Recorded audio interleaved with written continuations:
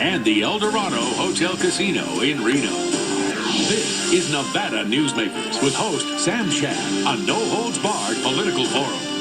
Now, from the Nevada Newsmakers broadcast headquarters, here is Sam Shad.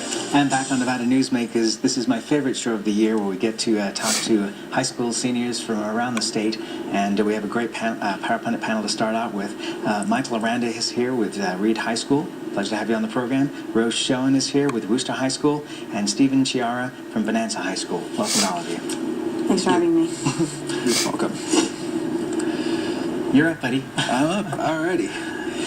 So with all the new changes that they're making to the healthcare reform bill, what are your guys' thoughts on that? I'll go first. I think that the system does need to be overhauled. It is flawed, and I think that the changes they're trying to make are progressing, but there's more to be done. What would you like to see done? I'd like to see more, maybe the people taking action on how to take care of themselves better, and also for like making the insurance, making them more competitive. So you'd like to see a public option, or just public and private? I think there should be both options. I don't think it should be forced either way. I think one of the interesting things is, of course, that the Senate is working on the bill now.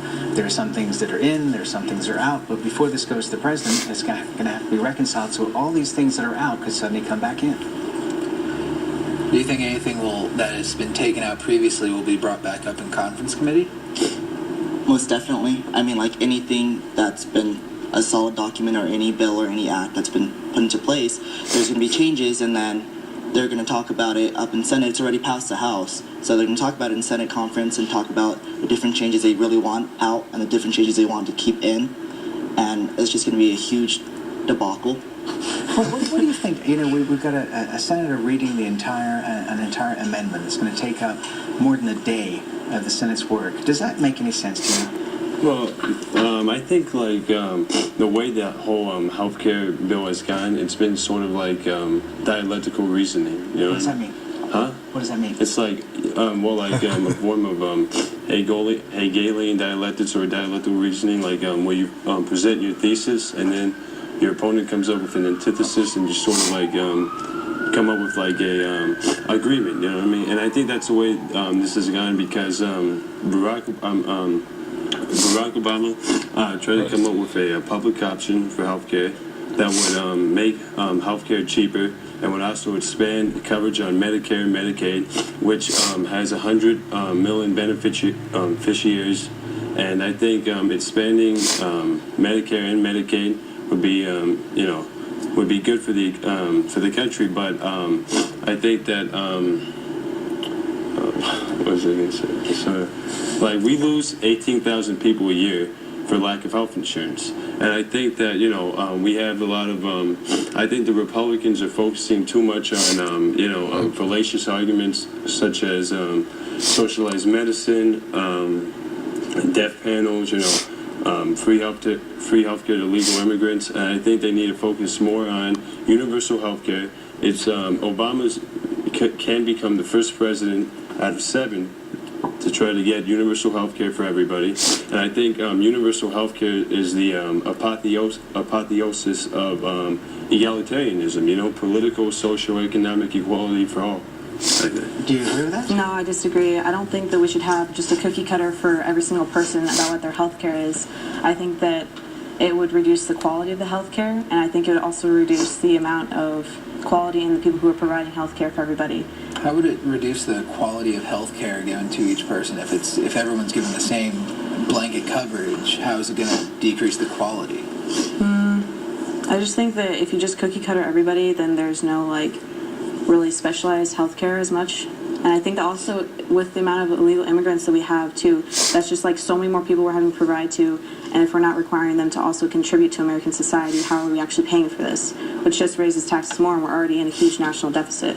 I think a great way to reference it would be a buffet. When you're in a buffet, there's a bunch of food, but is the quality the best? As to going to a private restaurant where you order exactly what you want, and you know the quality was put into it because they'll cook it specifically for you. And that's how I see the healthcare reform. If it's universal, it's a buffet where everybody can take a serving, but there's so much.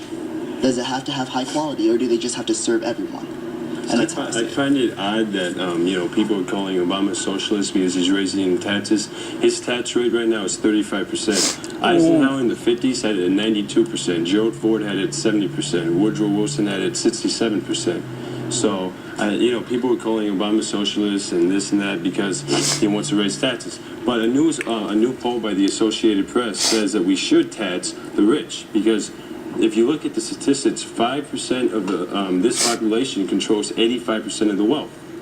So the smart idea would be to tax the rich. We're not going to take all their money. We're just going to tax the rich better than taxing the middle class who are already struggling with healthcare. Rose, I strongly disagree with that because why are we punishing people who have worked their whole lives to have money? It's not like, oh, money just came down from heaven and it was given to them. No, they had to work to get this money, and why are we taking more away from them when they've worked as hard, to get this money? And if they want to choose to what they want to spend their money on, why can't we just, if we're all going to give everyone the same health care, why can't we all get the same taxes? So do you disagree with the contention that Obama is becoming similar to a socialist or have a socialist agenda? I wouldn't call them socialists, but I think that we're already in such a huge deficit, not only for our own country, but to other countries like China. We're in debt to them. Why are we spending more money that we really don't have? And not only that, but they calculated out that every man, woman, and child in America would be in debt $39,000. So, that's a lot of money, and where are we going to get this money? I just think that it's not there. And that's where we have to leave it. I thank you all very much for a very spirited discussion. We'll be right back with another panel after this. To contact